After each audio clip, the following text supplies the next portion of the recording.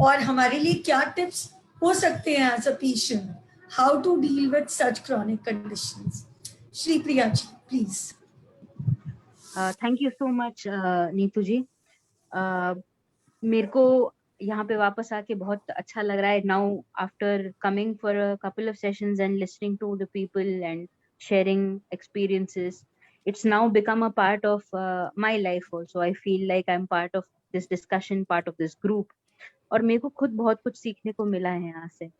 सबसे बड़ी बात आज की आई थिंक खास बात ये है कि इतने लंबे और रिच लाइफ एक्सपीरियंसेस इतने अच्छे आर्टिकुलेट किए हैं लता जी ने आज, कि हम सब लोगों के लिए एक बहुत ही, क्या बोलते हैं, लिमिटेड टाइम के अंदर बहुत सारी चीजें नई और बहुत ही अच्छी तरह से क्लैरिटी से समझने में बहुत ही हेल्पफुल रहा है ये, आई थिंक मेरे हिसाब से. जहाँ जब से मैंने शुरू किया है सुनना, पिछले 1 घंटे से मैंने ये 2-3 चीजें सुनी हैं जो हम अपने प्रोफेशनल थेरेपी या काउंसलिंग सेशंस में भी काफी हाईलाइट करते हैं, और जो बिल्कुल जो उनके नैरेटिव से बिल्कुल मेल खाती हैं. 2-3 चीजें हैं, मैं बस बताती हूँ थोड़ा सा समरी में. सबसे पहली बात, आई थिंक उन्होंने बात करी कि एक सेट ऑफ लाइफ एक्सपीरियंसेस है जो मुश्किल हैं, जो कि इस इलनेस से जुड़े हैं या इस सिचुएशन से जुड़े हैं, जिसकी वजह से body takes a lot of toll. वो जो एक्सपीरियंसेस हैं उन्हें जो जो तकलीफ हमें पहुंचाते हैं उसके बारे में काफी सारा शौक, काफी सारा ग्रीफ, काफी सारा गुस्सा रहता है शुरुआत से लेके जैसे जैसे जिंदगी आगे बढ़ती है. आई थिंक इनके लाइफ स्टोरी में सबसे बड़ा स्ट्रेंथ या सबसे बड़ा मिसाल की बात ये है कि उन्होंने किस एटीट्यूड से और किस आउटलुक से इन चैलेंजेस को हैंडल किया, जो कि उन्होंने अभी फिनिश करते समय भी लास्ट में वो चीजें हाईलाइट की कि हमें ये बात समझने में काफी टाइम लगता है कि खाली बॉडी से डिफाइन नहीं होते हैं हम, या खाली एक एक्सपीरियंस, एक नेगेटिव एक्सपीरियंस से हम डिफाइन नहीं होते हैं. Because we are all usual normal human beings.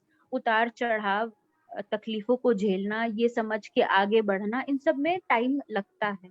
और ये बीमारी भी ऐसी एक चीज है जो काफी हद तक हमारे एनर्जी पे एक काइंड ऑफ लोड डाल देती है. हम उतना एनर्जी, उतनी पॉजिटिविटी रोज रोज की जिंदगी में नहीं लेके आ पाते हैं.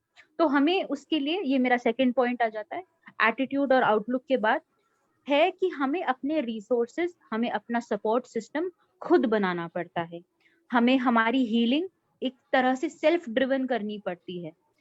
चाहे बाकी के लोग कुछ भी बोल रहे हों, उसमें से कुछ चीजें पॉजिटिव हो, होपफुल हो, कुछ चीजें ना हो, इसके बीच में फिल्टर कर पाना, खाली जो मेरे लिए यूजफुल है उस चीज को उठा पाना, चाहे वो गूगल सर्च के मामले में हो, चाहे हमारे आसपास के लोगों की बातों में भी क्यों ना हो, वो एक तरीके से काफी हेल्पफुल हो जाता है. तो हमारा जो थॉट प्रोसेस है, हमारा फिल्टरिंग प्रोसेस है, किसकी बात सुननी है, किसकी नहीं सुननी है, किससे सपोर्ट लेना है, कैसे अपना खुद का मोटिवेशन बढ़ाना है, ये बहुत एक इम्पोर्टेंट स्टेप रहता है. तीसरी चीज ये है जो काफी हेल्प करती है हीलिंग और रिकवरी में, वो है डॉक्टर पेशेंट रिलेशनशिप, जिसके बारे में भी आप दोनों ने बात करी डिस्कशन में.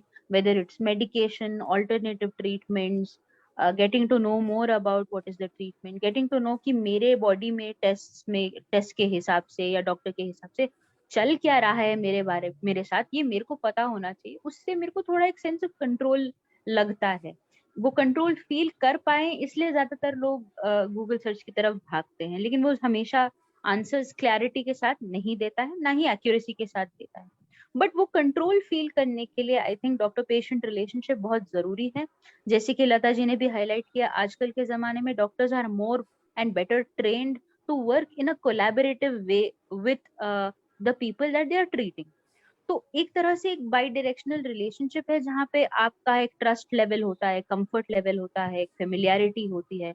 आप सवाल पूछ सकते हैं, आपका हक है आपकी बॉडी और आपकी सिचुएशन के बारे में, आपके ट्रीटमेंट के बारे में सही इंफॉर्मेशन गैदर करना. और लेकिन उसके अपने एक तरीके भी होते हैं, लिमिटेशंस भी होते हैं कि डॉक्टर के पास टाइम कम रहता है, तो आप कैसे चीजों को प्लान कर सकते हैं. तो चीजों को प्लान करने के साथ साथ मैं अपने नेक्स्ट पॉइंट पे आती हूँ, वो आता है हमारा एवरीडे रूटीन, जो कि बहुत ही जरूरी है, जैसे कि आपने भी बोला और लता जी ने भी बोला. फर्क ये नहीं पड़ता है कि हम क्या कर रहे हैं अपने टाइम के साथ, फर्क ये पड़ रहा है कि कैसे कर रहे हैं.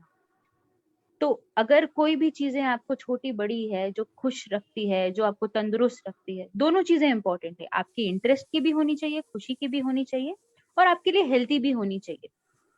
ये दोनों फैक्टर्स को लेके थेरेपिस्ट यूजुअली एक्टिविटी शेड्यूल करते हैं। आपकी डेली एक्टिविटी रूटीन्स को शेड्यूल करना, जिसमें थोड़ा बहुत एक्सरसाइज भी है, थोड़ा बहुत आपके एवरीडे चोर्स, घर के काम, ये सब भी हैं, आपके हॉबीज भी हैं। शायद से कुछ चीजें आपको डॉक्टर ने या थेरेपिस्ट ने करने के लिए बोली होगी, जैसे कि diary writing, journaling, physiotherapy exercises, इन सब चीजों को इन्वॉल्व करना। आपको कुकिंग पसंद है, आपको म्यूजिक पसंद है, आपको रीडिंग पसंद है, उसे शामिल करना। इन सारी चीजों को इक्वल मेजर्स में बैलेंस आउट करके अपना रूटीन एक तैयार कर लिया। इसमें बेसिक चीजें जैसे कि सुबह का अखबार पढ़ना भी हो सकता है, और आज मुझे अपने थेरेपिस्ट से ये सवाल पूछने हैं, ऐसा एक कॉम्प्लिकेटेड सा जर्नल एंट्री है, या एक कॉम्प्लिकेटेड ट्रीटमेंट के लिए कुछ कहीं मुझे बाहर जाना है। इतनी बड़ी चीज भी हो सकती है, छोटी से छोटी चीज भी हो सकती है, लेकिन उसको शेड्यूल करने से हमें एक सेंस ऑफ पर्पस मिलता है। हमें लगता है कि ठीक है, मुझे मालूम है कि आज दिन में मैं क्या करूँ, सुबह उठ के कुछ करने का मन करता है। तो in many many ways activity scheduling हमें थोड़ा सा और गोल डायरेक्टेड बनाता है। इसके बाद आ जाती है बात काम की, या sense of meaning, a sense of purpose, a sense of pride, dignity in what I am doing, how I am doing. कहीं ना कहीं आप अगर जॉब करते हैं तो ये जॉब में भी इतने आसानी से मिलना मुश्किल होगा शायद से। आप जॉब नहीं भी करते हैं, अब ये सारी चीजें घर पे बैठ के कुछ मैनेज कर रहे हो अपना छोटा मोटा काम, इसमें भी कभी कभी हमें प्राइड, मीनिंग, सेल्फ रिस्पेक्ट मिलना काफी मुश्किल हो जाता है, क्योंकि हम हमारे रोज रूटीन कर करके एक तरीके से भूल जाते हैं कि अपने सिचुएशन में इतना कर पाना भी बहुत बड़ी बात। तो अपने आप को क्रेडिट देना, अपने आप की तारीफ करना, समझना कि हम कितनी चीजें कर पा रहे हैं, भले ही मुझे मुश्किलें हों, कितनी चीजें करना चाहेंगे और भी, क्या हम थोड़ा सा और पुश कर सकते हैं, क्या हमारी बॉडी हमारा साथ देगी अगर हम उसका साथ देंगे। तो ये सारी चीजें, ये सारी कॉन्वर्जेशंस, काम, ये बहुत जरूरी होता है रिकवरी और हीलिंग में, क्योंकि उससे हमारा कॉन्फिडेंस और हमारा सेंस ऑफ हाँ I am capable of doing something, ये थोड़ा सा और बढ़ता है। इससे हीलिंग और रिकवरी भी काफी हद तक बनी रहती है।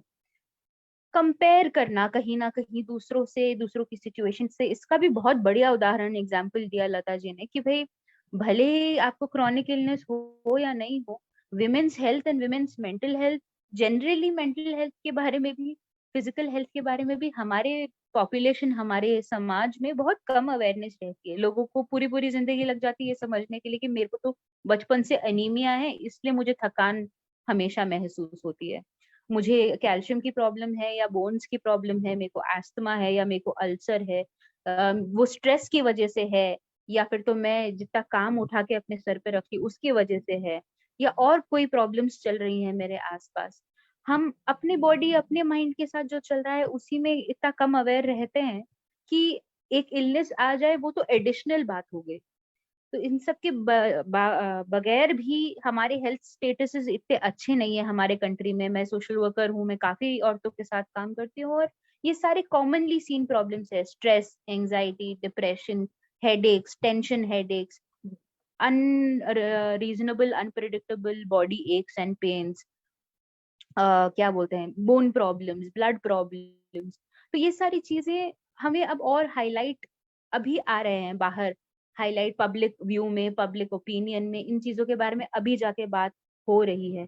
तो कई हद तक हमारी प्रॉब्लम्स के बारे में बात करना, शेयर करना, एक सपोर्ट सिस्टम बना लेना, ये बहुत बहुत काम की चीज है। इससे आप अच्छे और बेहतर हेल्दी डिसीजंस ले सकते हैं।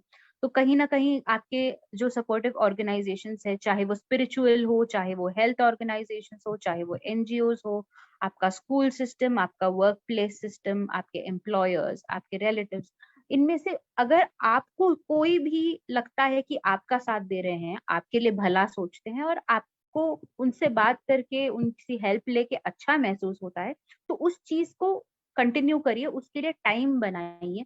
इसको सेल्फ केयर कहते हैं। इस चीज से हमें पता चलता है कि हम अपना ख्याल रख रहे हैं कई हद तक। कई कई बार उसे कॉन्शियसली करना पड़ता है, क्योंकि रोजमर्रा की जिंदगी में ये बहुत आराम से हम भूल जाते हैं। खाली आप या कोई भी क्रॉनिक इलनेस वाले लोग ही नहीं, हर कोई इंसान भूल जाता है कि खुद का ख्याल रखना भी जरूरी है।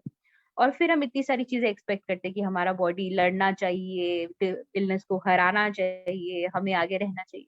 हमें भी अपनी बॉडी का ख्याल रखना है, हमें भी अपने माइंड का ख्याल रखना है, तब जाके वो चीजें इक्विपमेंट्स होती हैं जो हमें हमारे काम में सहारा देंगी। तो वो भी पॉइंट मुझे बहुत बहुत अच्छा लगा लता जी के कॉन्वर्जेशन में। और मैं बस इससे ज्यादा आपका समय नहीं लेना चाहूंगी।